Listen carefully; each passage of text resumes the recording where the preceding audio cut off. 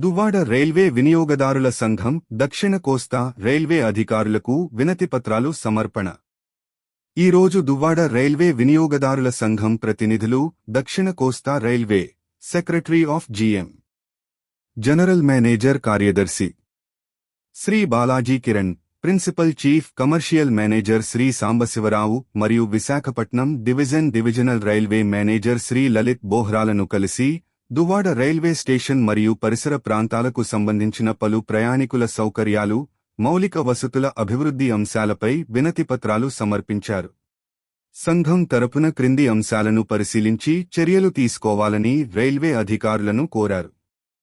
1. విశాఖపట్నం, నరసాపూర్ మధ్య ప్రత్యేక పునరుద్ధరించిన రైలు సర్వీసును ప్రారంభించడం. 2. ట్రాఫిక్ రద్దీ తగ్గించి రాకపోకలు సులభతరం చేయడానికి తుంగ్లాం వంతెనను విస్తరించడం. 3. వృద్ధులు, దివ్యాంగులు, చిన్నపిల్లలతో ప్రయాణించే మహిళలు మరియు సామానుతో ప్రయాణించే ప్రయాణికుల సౌకర్యార్థం దువ్వాడ రైల్వే స్టేషన్ ప్లాట్ఫారంల వద్ద మెట్లకు బదులుగా ర్యాంపులు ఏర్పాటు చేయడం. 4. వందే భారత్ ఎక్స్ప్రెస్కు దువ్వాడ రైల్వే స్టేషన్లో హాల్ట్ కల్పించడం. 5. దువ్వాడ రైల్వే స్టేషన్లో ఎస్కలేటర్లు ఏర్పాటు చేయడం. 6.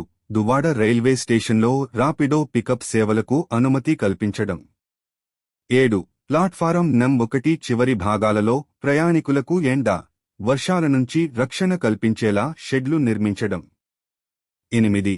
దువ్వాడలో రైళ్ల హాల్ట్ సమయాన్ని ప్రస్తుతం ఉన్న 2 నిమిషాల నుంచి 5 నిమిషాలకు పెంచడం ద్వారా ప్రయాణికులు సురక్షితంగా ఎక్కి దిగేందుకు అవకాశం కల్పించడం. Zonal railway users consultative committee జ్రాక్ సభ్యులు శ్రీ కంచుమూర్తి ఈశ్వర్తో పాటు దువ్వాడ రైల్వే వినియోగదారుల సంఘం కార్యవర్గ సభ్యులు శ్రీ బి.